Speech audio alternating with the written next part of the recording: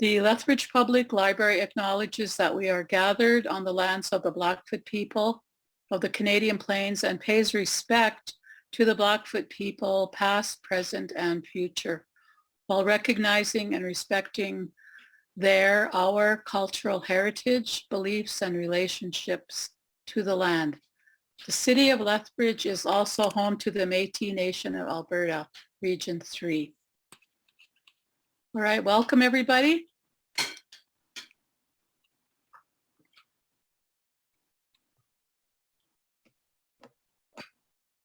Okay. Just hang on here now. I lost myself. Okay, welcome everybody. First of all, I want to just acknowledge Emily Fox, who's worked with us several times on making dolls, and we have a video where she's making little teepees that we gave out with our kits. But I don't want to talk too long. I want Emily to introduce herself and speak a little bit about herself, and then we'll go into her demonstration with her PowerPoint. Okay, Emily? Okay. Thank you for having me. My name is Emily Fox. My Blackfoot name is Misaminskaki.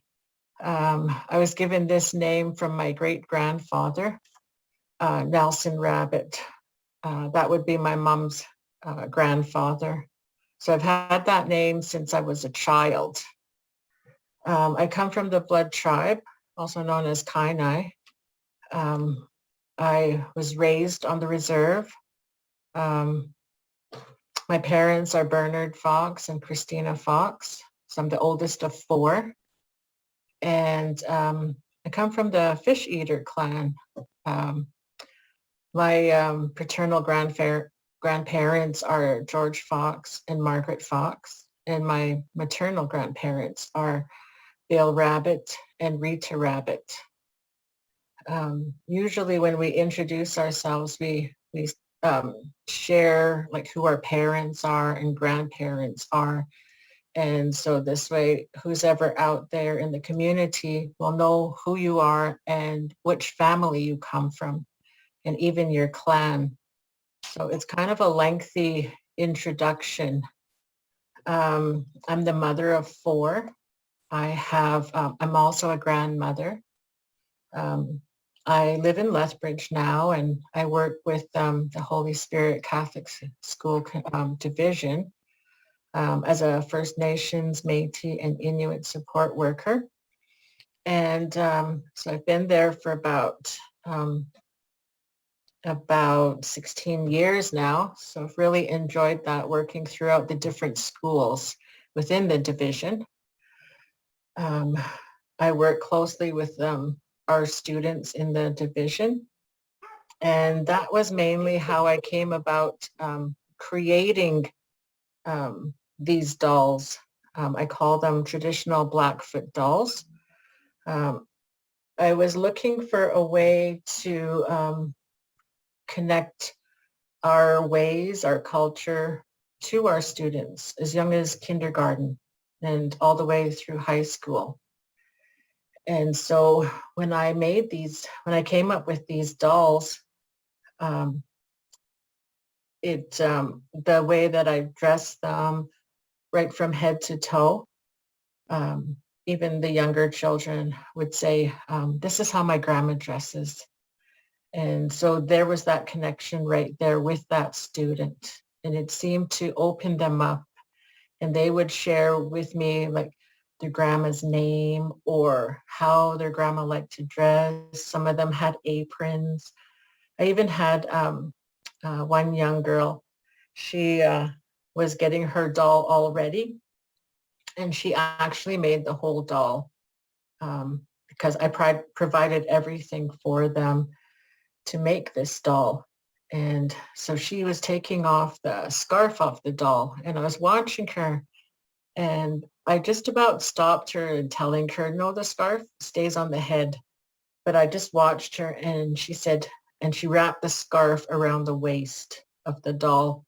And she said, this is how my grandma dresses at the Sundance. And so I found that like was so neat and how she was so observant of her grandmother, and this doll reminded her of her grandmother. So that's how I use the connection between home, our societies, um, the way our women dress during during the Sundance, mainly the women that are part of the Buffalo Women's Society. This is how they would dress, and so our students really made that connection.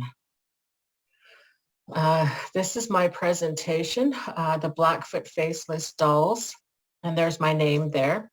So this is a picture of my doll that I was talking about. And you see the scarf on her head. She's faceless because our people believed that if we had put like a face, like the eyes, the nose and mouth, that it would take the spirit away from somebody. Maybe it looked like somebody in the family or in the community, and it could take that spirit from that person and go into the doll. We have very strong beliefs. It's in our ways. So I really, I recognize that and I respect our beliefs.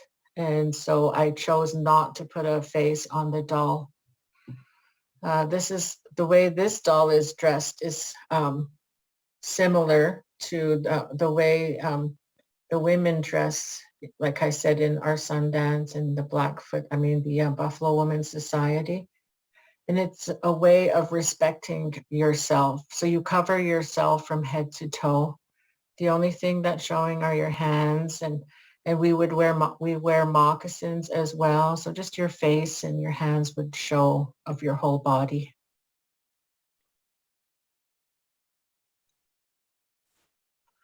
This is the kit that I put together. So the kit includes fabric for the dress, for the doll's body. I've got instructions in there. And then I have patterns for to cut out the doll's body, the dress, her scarf. You'll see some yarn there, and that'll be for the hair. I have a little bit of buffalo hair there as well. And I put that inside of the doll's body too, because we always followed the buffalo. It has a spirit, and I just put it in the doll for that person's protection. And you'll have different pieces of leather there to tie the hair once it's braided. So that's part of the doll. In Blackfoot, we would call the doll atabim. So that's the Blackfoot word for doll.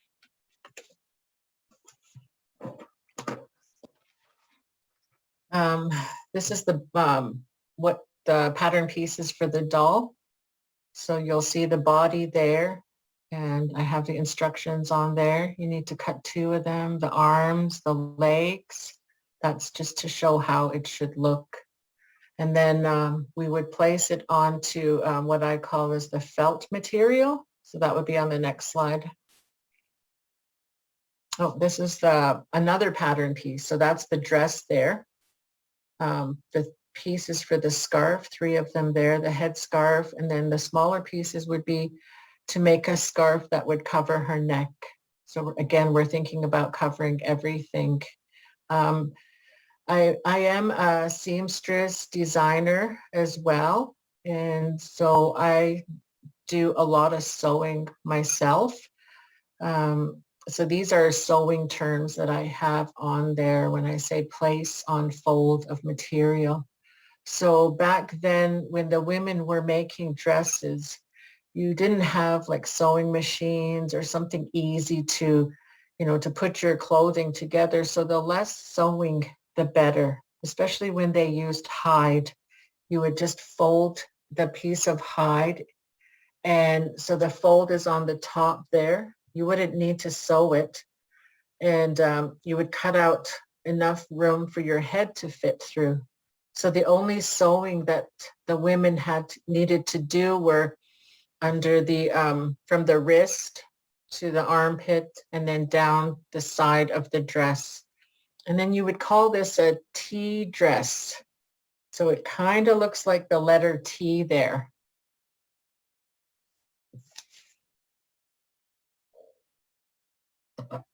So this is the piece of the felt where we place the body patterns on. So I would need to cut 4 legs, 4 arms, and 2 pieces for the body there. And I use felt because it doesn't ravel the way regular cotton does. And you can do this even if you were just a beginner sewer. And because the body part is not really going to show. The only part that's going to show are the hands and the face. And even that is covered by hair. So even the beginner sewer, they could make the doll look very nice. So once you've cut out all your body parts, there's the legs, the arms, and then the body there. In my package, the felt pattern, the felt material, you would have enough for all of it. So I make sure that you have enough for all of your pieces there. And then this is the dress. So it's folded on top, as you could see. I pin it down. So I would only cut out the top where the head would fit through, and then down the sides, under the arm, down the sides of the dress, and at the bottom. And the sewing would just be, like I said, from the wrist to the armpit to the bottom, like the ankle. That's all the sewing that's involved in this. You can do this by hand, which most of my students did, or when I would have older participants, they would use the sewing machines, and it would be a lot faster to put the dress and the doll together. And then this is the scarf. We would have a contrasting material so that it would stand out nicely. And it's just one piece. You're just cutting one piece for each of those pattern pieces. The scarf for the head and the neck there. That, I just added that. I don't really see a lot of women wear scarves, but I'm really particular when I do my own sewing. So I like to have everything look really neat. And for me, when you cut out the neck part, it really frayed on the cotton. And so I wanted to cover it up and make it look nice. And so I added this little piece there. And then, so this is the part where they're stitching the arms, the legs together, front to back. All the straight edges there, you would leave open because you're going to be stuffing the doll. So we buy batting, and that would also come into my package as well. So everything is provided in my kit to make a doll. And this is a hand stitching of some of our students.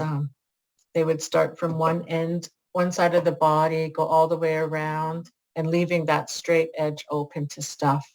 Same with the arms and the legs. And once you cut out the dress, that's how it would look because you had it folded and you open it up and that's what it would look like. So then you would put the right sides together, like that's another sewing term where the right side of the fabric, you would put it together. And then once you folded it together, you would do the stitching. And then when the stitching is done, you fold it back to the right side out. So I hope I'm making myself clear there. And this is what I mean by having the right sides of the fabric together. So now we're looking at the wrong side of the dress right there. And if you see my arrows, that's where I would start sewing on the one right-hand side, the red arrows, all the way up to the armpit and over. Okay. And then on the other side, I'd start at the bottom, I'd go up and then over. And that was all the sewing that the women had to do a long time ago when we would use like deer hide for dresses. Usually they would have to use 2 or 3 hides just to make one dress. And they were very elaborate dresses. They would decorate them. They spent a lot of time during the winter months making the clothing because it was like you wanted to be warm, and you would stay in your home, your teepee.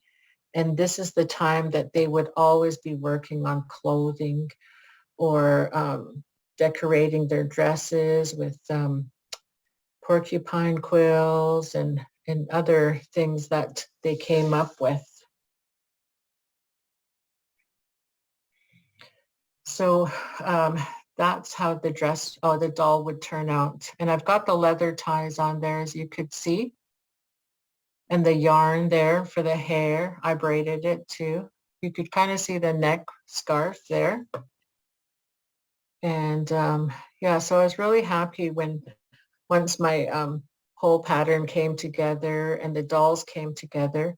I had students start working on these in grade 4. And earlier grades, like from kindergarten to grade 3, I would just show the doll and we would talk about it. And that's how our students made connections to our culture and our ceremonies back home. And that's just my phone number there. And if you have any questions, feel free to call me. Also, if you have questions for her right now, we do have a Q&A at the bottom. So I have a question myself, because I had like the hair part, that's where I ran into trouble. I wasn't quite confident to do the hair. Maybe you could elaborate on that a little bit. Yeah, when the way I did the hair, well, there's other ways to do it depending on the age of the participants. So the younger students, I would just cut like 4 or 5 strands in length and place it over their head. And then the scarf would hold the hair down. And the hair in my package is yarn. So it would just hold the hair down and then you could braid it. The older participants, I would use a needle, and it had a wider opening on the needle where you could thread it with the yarn. And then you would just take the needle and it would just go through the top of the head, like in and out. And then you would measure how long your hair would be and you cut it. And you just continue to do that, to go through. You measure it out and you cut it. So I did that like about 6 times. I give you enough yarn in the kit to have a nice thick braid for the doll. It always looks nice. It's a little bit of, I think if you saw it, you would understand like what I'm saying. Yeah. Yeah. I'll have to add that in next time on my PowerPoint. But, dolls were always used with our people a very young age, and it was the mothers that would make the toys for their children.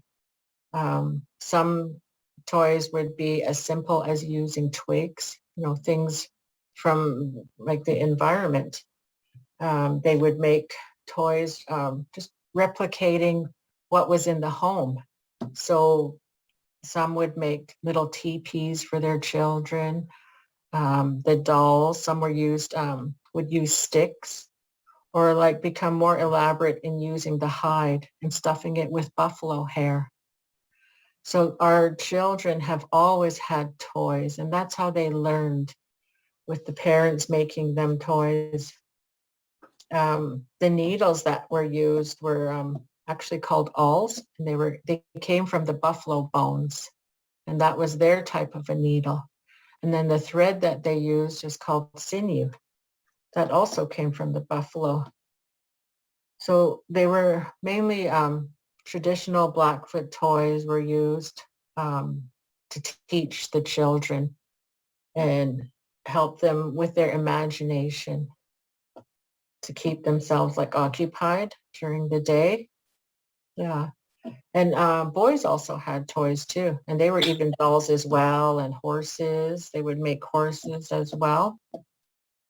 So, the kids really cherished these toys. And then they would even be given bags like made from hide, and their special toys would be placed in those bags. And then the children were able to take care of those, and they would put them in a very special place or safe place so that nothing would happen to them. So they really respected what they were given.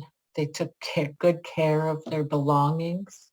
So that was the start of our children learning at a very young age. And then these dolls were given to children even as they got older. They were given a new doll, especially the time where you're a young girl and you're growing up and you're going to become a young woman.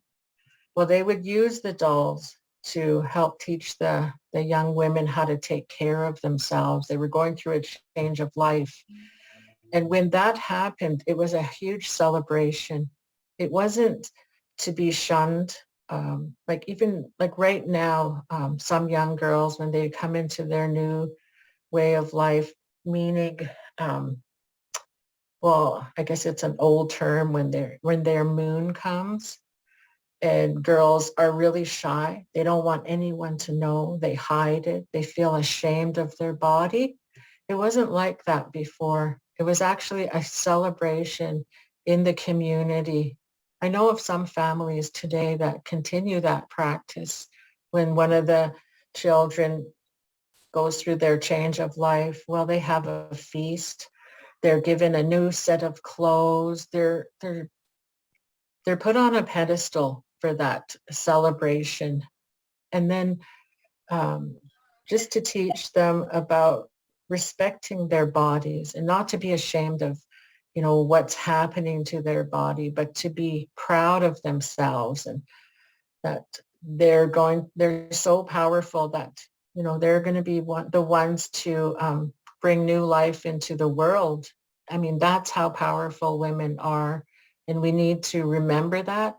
We need to celebrate it. And we need to have our young ladies today realize that so that they too can feel proud of themselves. Um, so this would happen like maybe around starting age 12, 13 years old, when you would celebrate that change in your life. And then by giving her a doll, she could practice and take care of this doll, and even treat it as a person like herself. I even encouraged our students to give their doll a Blackfoot name, whether they made it up themselves or they asked somebody in the family that, they looked up to, and said, I had one girl say, this is my grandma's Blackfoot name. And I asked her if she could share it with my doll. And she said, yes. So she gave her doll her grandma's Blackfoot name too. That's awesome. Um, that is something to really think about. We have two questions that I think will help you go more into that people want. The number one, you showed a slide about your information, how to get a hold of you. Mm-hmm. Um, there's a question here from somebody that says, awesome, I love the dolls. Do you sell your kits? Yes, I do. So maybe we can go back to that slide and put it up so people can get her information, Mm-hmm. and so that they can, yeah, there it is right there. Okay. So we'll just leave it up there for a minute. And while people are getting that number down, maybe take a screenshot of it, or use your phone, or write it. The second question is, this girl is from, her culture is Algonquin. We also have similar dolls, usually called no-face dolls. Mhm. Historically, one of their uses was a comfort for children who were missing friends or family, uh, who might be away on a hunt or a summer camp, or maybe they passed away. Is there a similar use in the Blackfoot culture? I believe so, because like the dolls, like I said, the dolls were given to our children from a very young age, and they really cherished these dolls. Like I said, they would keep them safe and taken care of, make sure nothing happened to them. So yes, I do believe that they were used for comfort as well.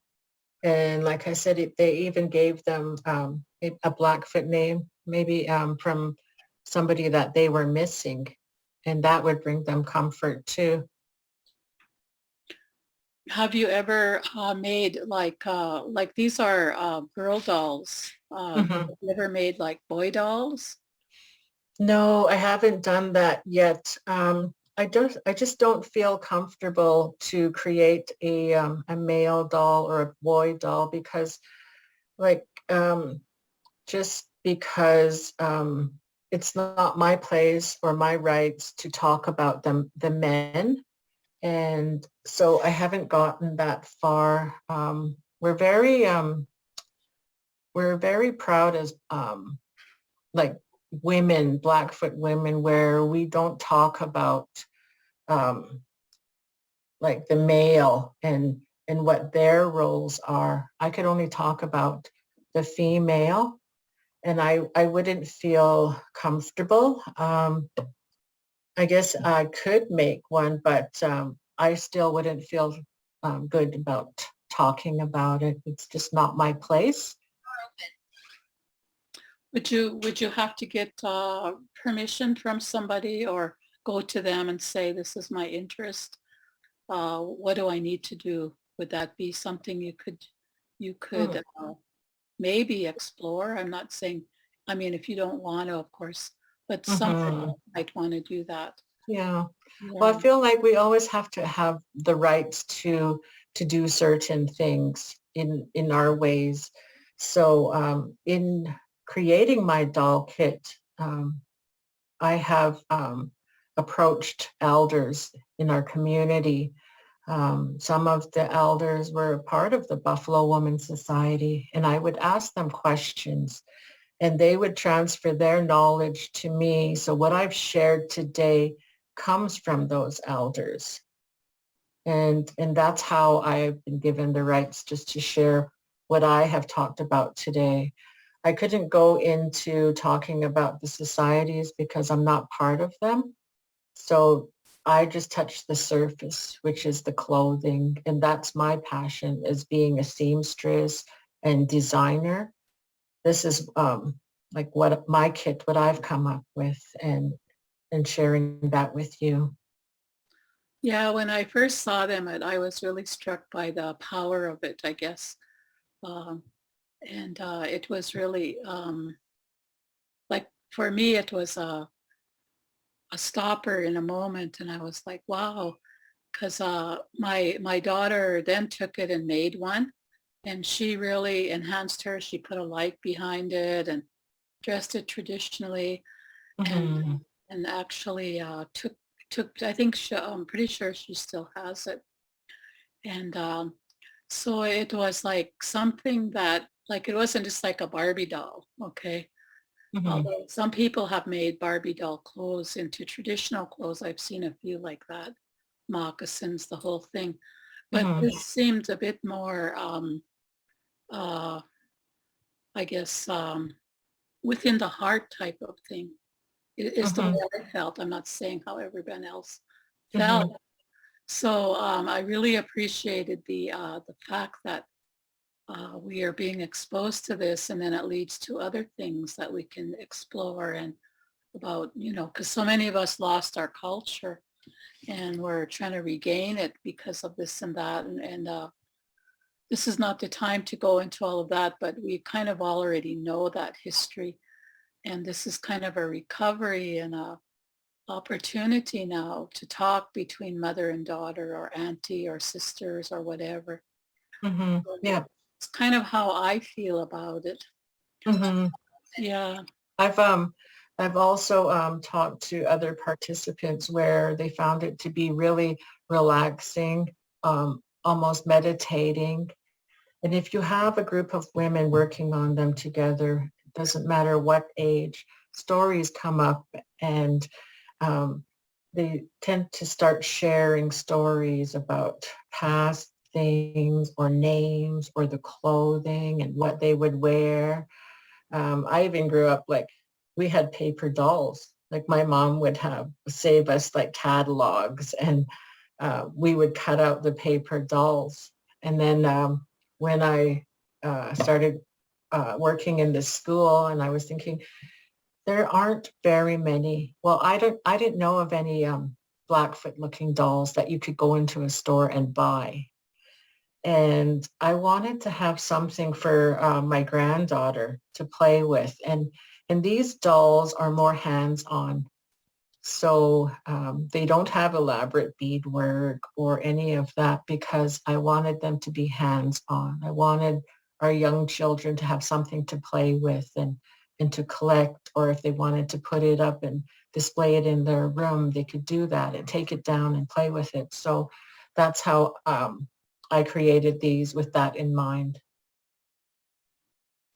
Okay, we have another comment from a participant. She just said, I just have a comment. These kits would be great Christmas gifts for my great nieces and great nephews. So she's looking ahead already into Christmas time. So I'm suggesting that to other people. Mhm. Birthdays, I was thinking, or like you said, a special occasion.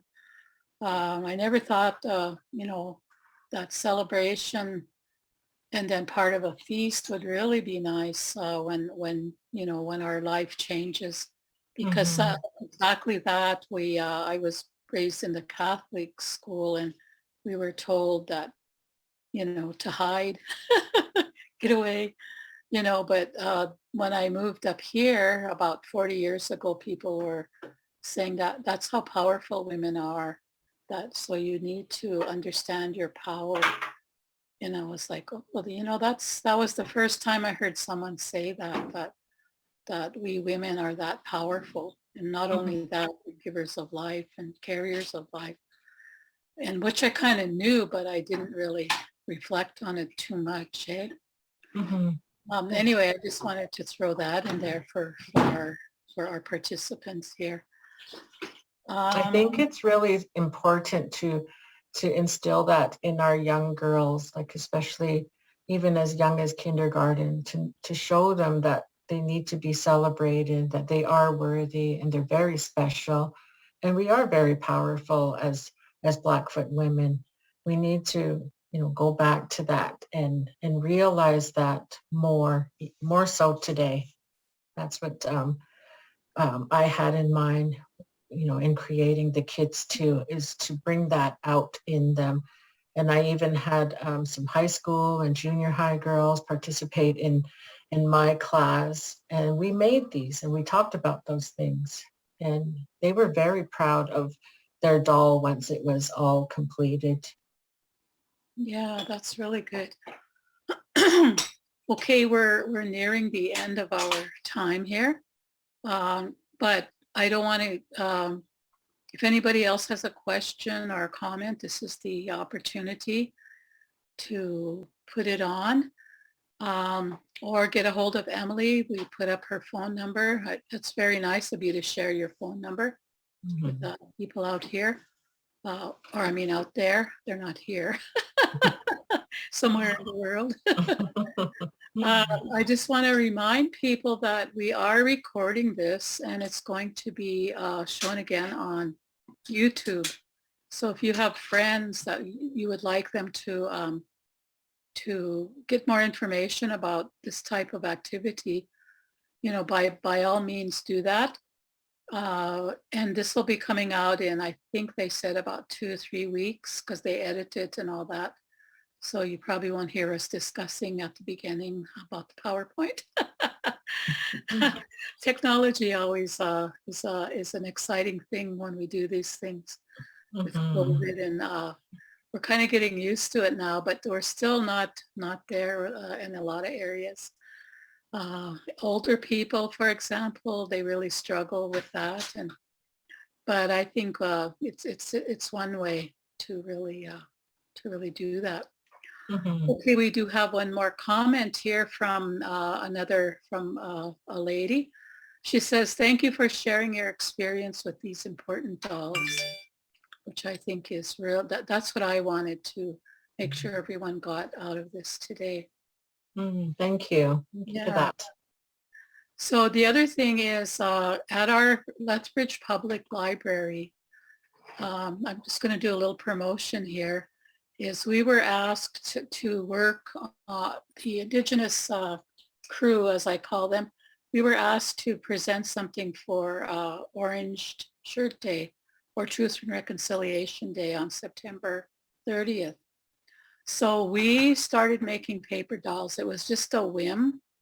My sister had made one out of a McDonald's paper doll.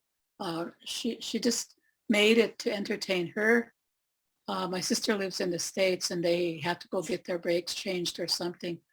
And her little girl is kind of, all over the place. She's still at that age where, it's hard for her to pay attention. So she said, well, let's make a paper doll. And she shared it with me. I thought, oh, we could make some paper dolls. So that was that. And so we decided to put together 50 kits and we put them out on Monday and they just went. Mhm. And we dressed them what we thought was traditional ribbon skirts, and we dressed the little boys in ribbon shirts and vests, and we put them on the books that talk about the truth and reconciliation, the stories, the fiction stories, the nonfiction stories. And the books are just really going out of the library. I think ever since those those kids were found in the mass graves, people really want to do something that's meaningful. So I think combined with your dolls, and now that we have these paper doll kits now online, where you can just download them and cut them out yourself. Mhm. So check that out on our web page. I think it's really, we were reflecting today because I didn't expect that kind of response. We were just scrambling trying to get it out. Hey, and we thought, holy, this is really good. I just took it as we don't see change much in the world sometimes. And I see it as a real significant change. So this is something that we really want to uh, have people available to them, and so they can share that with their kids. And the other thing that Emily did was with the TVs, and again, I'll say you can check that out. And those people were calling for more kits for those too. So we finally put those online as well, and with your video. So there's a lot of interest. The world is changing. Maybe this COVID has really helped us reflect on who we are as human beings, not just for each other, but for the whole world. So that's kind of how I want to look at that. Okay, so I don't want to go on too much more. Emily's probably wanting supper and all of that. I just want to thank you, Emily, for joining us. It's been an honor to have you here. It's been an honor to know the kind of work that you do. It's very quality, and a lot of people don't realize that way back our people were always quality. Like when you talked about the dresses, I remember there was a lady from the Salish people. She used to make dresses out of hides, and she would get $500 for them. And I was thinking, holy, that's really expensive. And but then when you looked at it, I mean, where are you going to buy that at? So Mhm. people started saving their money to buy her dresses. Right. She's since passed on, and I imagine her dresses now are, you know, there's probably no money value you can put on it. So, and my cousin had her own dress from her mom, and she just treasured that, and it's been passed down to she's passed on. It went to her sister who now has it for her family. So Mm-hmm. we think we have to reflect on this, like all the quality that people did. Oh And yeah, not and her, the time that it takes to put that together, the cost of the hide. So yeah, we have to yeah, think about all of that. My sister actually made herself a buckskin outfit, and she was the first person to wear that outfit when she graduating from the University of Lethbridge. So she was the first person to ever get to wear her traditional clothing when she graduated. wow, And that's this was in 2018 when she graduated. oh nice. Oh, that's Hmm. really awesome. So the world is changing, recognizing, one of the people uh, that comes and talks to me sometime at the library. She has a rough life, as they say, but she said, all I want people to do is treat me as a human being. And, you think about that and you think, well, don't we all? But she's feeling the brunt of all of this. And I'm going to invite her in and see if we can make a doll together and Hmm. see if I can find her. Because I was thinking about her this morning. So I think that'll be something exciting to do. Hmm. For sure. Yeah, so at our library too, we have another lady that's we're doing what we call we were going to call it Bannock and Jam on every Wednesday, but we can't gather in the library right now. So we changed it to the words learning circle. Hmm. We're trying to get people to come in on different topics on Zoom and then just join us for that hour or whatever it is. I think it's about an hour and a half. And beadwork, we did one beading one, and a lot of people are really wanting to learn how to bead. It was a magical time when I'd watch my grandmother. Not magical in the sense of, like abracadabra, but like, how's she doing that? It was just like, Hmm. flat. The next thing there's this beautiful design on there. How did she do that? I was just a kid and all that. So it's really exciting, like you said, when people get together and they share. Hmm. Yeah. You'd be So amazed at the stories that come up. exactly. Hmm. So once again, Emily, I thank you from my heart for coming to our Word on the Street. And you might think, well, Word on the Street, isn't that more about books and magazines? Well, I believe the oral tradition is part of how we pass things on. And that's been overlooked to some degree. And so we're trying to, through the library, and they've been very generous to let us do that. Like the land speaks to us, the animals and so on and so forth, but not in a mystical way, but in a like practical way. This is what you have to do. This is, pay attention to what the plants are saying to you. Hmm. So I'm going to conclude on that note, and I'll give the last word to Emily. Just want to say thank you. Thank you for the participants that have joined today. I really appreciate it. And I really appreciate, Linda, you having me. I've really enjoyed this. I really enjoy sharing my creations, and I look forward to hearing from people if they have more questions or if they would like to learn more about my dolls. Thank you.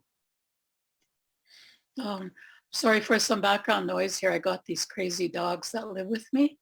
They have to bark at everything. But anyway, they're part of my life. And so I don't know what's going on outside. So everybody, we'll see you later. And get a Matson. Gator Matsin, Linda. Thank you. Thank you.